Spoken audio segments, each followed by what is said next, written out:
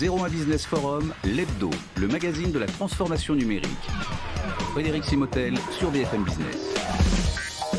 Et oui, la transformation numérique, c'est l'ADN de notre émission et la transformation numérique des collaborateurs de Lafarge Holcim. On va en parler aujourd'hui, alors à travers de la relation client, mais aussi tout ce collaboratif qui est mis en place. Vous allez découvrir tout ça. Et avec nous pour en parler, Séverine Gouget. Bonjour. Bonjour. Vous êtes directrice de la performance commerciale de Lafarge Holcim France et Michael Bentolila, cofondateur SEO d'Insideboard. Bonjour. Bonjour. Et on va comprendre un peu le rôle que vous avez joué dans tout ça. J'en profite d'ailleurs pour faire un peu de pub pour nous, les grands prix de l'accélération digitale. On va vous en reparler. On vous en parle déjà beaucoup dans Tech & Co. On vous en parle ici. Ce sont plus de 60 entreprises qui ont pitché autour de leur accélération numérique dans différents domaines. Et je pense que Lafarge Holcim, on vous verra l'année prochaine parce que je pense que ce projet a tout lieu de figurer parmi ces projets. Et on en parlera dans l'émission du 10 octobre de 01 Business. Alors, au départ, tout démarre dans votre transformation, Séverine, chez Lafarge Holcim, pour se dire on doit avoir une stratégie orientée client. Alors, on comprend bien dans un univers B2C, dans un univers B2B, donc de cimentier, ça veut dire quoi une stratégie orientée client? Ça se concrétise comment sur le terrain? On a les mêmes enjeux en fait de transformation dans une entreprise de B2B que de B2C. On doit bien comprendre en fait nos clients. Et en fait, on avait besoin d'allier cette stratégie avec du digital. Donc au départ, ça a été de mettre en place une plateforme de relations clients. J'imagine que vous aviez déjà des CRM, mais peut-être qu'ils étaient un peu éparpillés partout, tout le monde ne les utilisait pas de la même façon. C'est exactement ça en fait. Vous avez résumé l'histoire de Lafarge France avec beaucoup de CRM disparates, plusieurs outils qui traitaient évidemment de la relation client, avec des outils de la réclamation, des outils de pitch, ainsi de suite. Et on avait plus d'une cinquantaine d'outils à notre disposition et on souhaitait en fait avoir parlé d'une même voix à nos clients et de mieux les comprendre et de leur offrir en fait le meilleur. Parce qu'en France, on rappelle, c'est 4500 personnes. Exactement. Et 400 sites. Oui. Donc dans le ciment, le béton, le granulat. Donc il fallait unifier un peu tout le monde autour de cette plateforme. Donc c'est autour de Salesforce. Alors oui, on a pris le leader mondial du CRM qui est Salesforce pour doter en fait des meilleurs outils nos collaborateurs. On voulait le meilleur pour nos collaborateurs et pour nos clients. À travers en fait un programme qui est Lafarge 360 où on avait décidé d'innover, de transformer et ça faisait partie d'un des piliers à travers l'innovation produit, mais également l'innovation des produits ou des outils qu'on met à disposition de nos clients, mais également de nos collaborateurs. Oui, parce on va en reparler, parce qu'on imagine pour un industriel, alors il y a évidemment des gens qui ont tous un ordinateur, un PC, une tablette qui fonctionne, mais quand on est un industriel, il y a beaucoup de gens aussi qui, le seul lien qu'ils ont, c'est leur mobile, et encore c'est leur mobile personnel, donc il faut embarquer tout le monde dans cette stratégie orientée client. Donc c'était ça, votre objectif, c'est que les 4500 collaborateurs soient vraiment dans cette transformation. En fait, on voulait qu'ils soient les moteurs et le fer de lance de la transformation. Et on voulait changer de méthode dite classique. On avait testé toutes les méthodes traditionnelles de transformation, de conduite du changement. Et on voyait bien qu'on s'essoufflait en fait dans ces changements. Et on voyait bien aussi que les collaborateurs ne vivaient pas l'expérience en tant que telle de transformation, c'est bien de le dire, c'est mieux de le vivre et que si on veut que notre société se transforme, c'est par les collaborateurs et c'est pas juste en faisant de la méthodologie ou des beaux PowerPoints. Et quand on a 4500 personnes, on peut pas le faire juste à la main avec quelques réunions, vous dites, avec les outils un peu classiques, et on l'a bien connu dans les outils CRM, combien de projets CRM sont restés un peu très beaux, mais une fois installés, très peu les utilisent par manque d'information, de formation. Exactement, sans rien dévoiler, mais on sait très bien qu'on était à peine à un niveau d'adoption de nos CRM de l'ordre de 25% à 30%. Et notre ambition, c'était d'aller bien au-delà. Si on veut communiquer correctement avec nos clients, il faut qu'on ait ce partage d'informations. Il faut qu'on puisse savoir ce qui s'est passé avec notre client et lui offrir le maximum avec évidemment des produits, mais des services associés. Pour ça, il nous fallait cette plateforme, mais également avoir des collaborateurs qui prennent le sujet en main. Alors justement, cette plateforme, elle s'appelle Insideboard. Michael Bentolila, vous êtes déjà venu chez nous. Alors, moi, je dis que vous pourriez faire aussi partie de ce Next 40. Il y a peu d'entreprises B2B dans ce Next 40. Donc, pépite française, on peut le dire, l'intelligence artificielle. Alors, le but, donc on va revenir sur le projet Lafarge-Holcim, c'est vraiment de mobiliser les collaborateurs via une plateforme. Alors, comment ça se présente, Michael ? Très simplement, on est la plateforme qui est une porte d'entrée pour le collaborateur. Donc le collaborateur aujourd'hui vit une transformation avec plein de projets qui l'entourent, plus de 35 applications en moyenne par an qu'il doit manager au quotidien. Et nous, on va être cette porte d'entrée pour le collaborateur. On va lui permettre de vivre une expérience employée. Ça veut dire on va aller le recruter dans tous les canaux de l'entreprise, Yammer, Chatter, Slack. Alors je disais Teams. que justement chez Lafarge, il y en a qui ont, c'est leur mobile, quoi. Exactement. C'est leur mobile et perso. Là aussi, on va aller le chercher sur les mobiles, on va aller le chercher sur les applications comme Salesforce pour l'engager sur le projet de transformation. Et comment on l'engage ? On va lui laisser la liberté de se former s'il en a envie, ou de jouer, de participer à de la gamification, d'avoir une reconnaissance sociale en devenant un ambassadeur pour les autres. On va lui permettre d'écrire des bonnes pratiques, de les partager.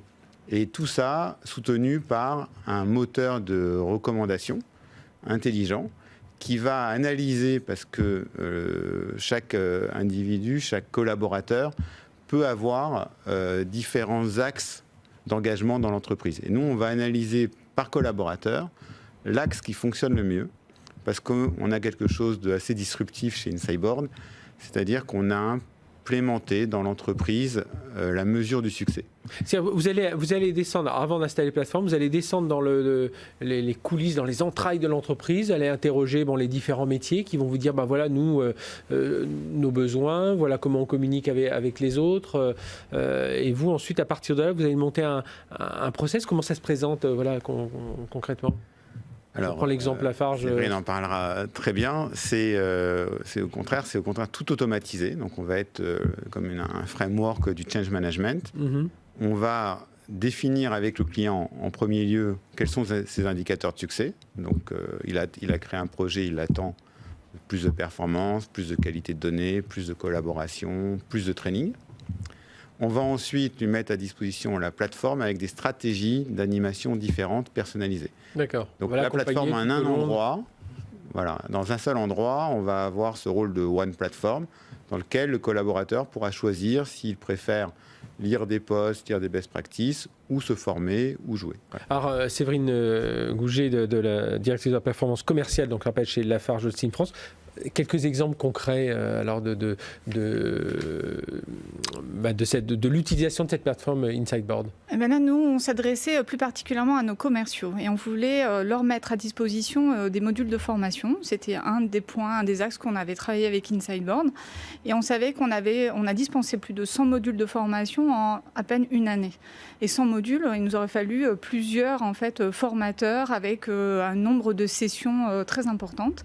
Et on s'est dit que chacun avait peut-être besoin de ce module ou non, suivant son appétence à l'outil, suivant sa progression dans l'outil. Et on voulait absolument leur mettre à disposition en self-service. Et c'est grâce à ce que nous, on a appelé chez nous Mon Coach, via Insightboard, qu'on leur a mis à disposition tous ces modules et ils viennent faire leur parcours. Un peu comme vous faites votre parcours quand vous en avez besoin, que vous utilisez une application parce que vous avez envie d'être guidé par un GPS ou non. Et c'est exactement ce qu'on a voulu faire. Ça, c'est quoi le premier point d'entrée Michael disait, il y a un côté gamification, donc côté un peu ludique, donc j'imagine qu'il faut travailler l'interface, elle ne doit pas être trop austère. L'utilisation aussi, il ne faut pas 3 heures de formation pour utiliser l'outil. Mais c'est quoi qui fait pour vous les différents déclics que vous avez pu voir chez les collaborateurs de Lafarge Holcim France pour qu'ils s'imprègnent de cette plateforme et qu'elle devienne vraiment leur quotidien? Le premier déclic qu'on a vu, c'est sur la partie gamification. On ne savait pas si vraiment nos commerciaux avaient envie de gagner des points, des badges en tant que tel. Vous êtes commercial, vous êtes là pour vendre des innovations, d'autant plus qu'on est dans le bâtiment. On est très fiers de ce que l'on vend. Et du coup, est-ce qu'on a vraiment envie de gagner des points? Et en fait, notre population commerciale, nos collaborateurs, ils aiment bien aussi se comparer à leurs collègues. Et du coup, de dire est-ce que je progresse aussi dans l'utilisation? Est-ce que je progresse dans les process? Parce qu'on change en même temps qu'on change les outils, souvent ça s'accompagne de changements de process, voire de changements d'organisation. Et nous, c'est ce triptyque en fait qu'on a fait changer tout en même temps, et on voulait voir justement si nos collaborateurs rentraient dedans. 15 jours après, on voyait déjà que les collaborateurs nous demandaient « mais comment vous avez calculé pour que j'arrive à avoir tant de points » ou « comment je fais pour progresser, comment je fais pour devenir expert ». Champion, super champion.